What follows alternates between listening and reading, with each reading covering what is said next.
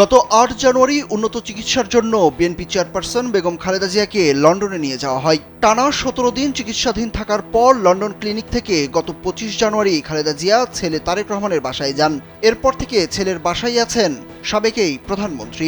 এদিকে এখনও সম্পূর্ণ সুস্থ না হলেও খালেদা জিয়া নিজেই দেশে ফেরার আগ্রহ প্রকাশ করার পর কাতারের বিশেষ এয়ার অ্যাম্বুলেন্সের আয়োজন করতে গত সপ্তাহে বিএনপি মহাসচিব মির্জা ফখরুল ইসলাম আলমগীর অন্তর্বর্তী সরকারের পররাষ্ট্র উপদেষ্টা মোহাম্মদ তৌহিদ হোসেনকে চিঠি লিখেছিলেন। চিঠির প্রেক্ষিতে বিএনপি চেয়ারপারসন বেগম খালেদা জিয়ার জন্য এয়ার অ্যাম্বুলেন্স প্রস্তুত করা হচ্ছে বলে জানিয়েছেন পররাষ্ট্র উপদেষ্টা। মঙ্গলবার সাংবাদিকদের সঙ্গে আলাপকালে এই তথ্য জানান তিনি।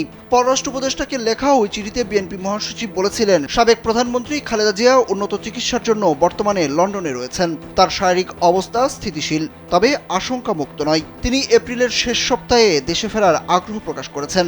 ওনার শারীরিক অবস্থা বিবেচনায় চিকিৎসক বিশেষ এয়ার অ্যাম্বুলেন্সে করে দেশে ফেরাতে পরামর্শ দিয়েছেন।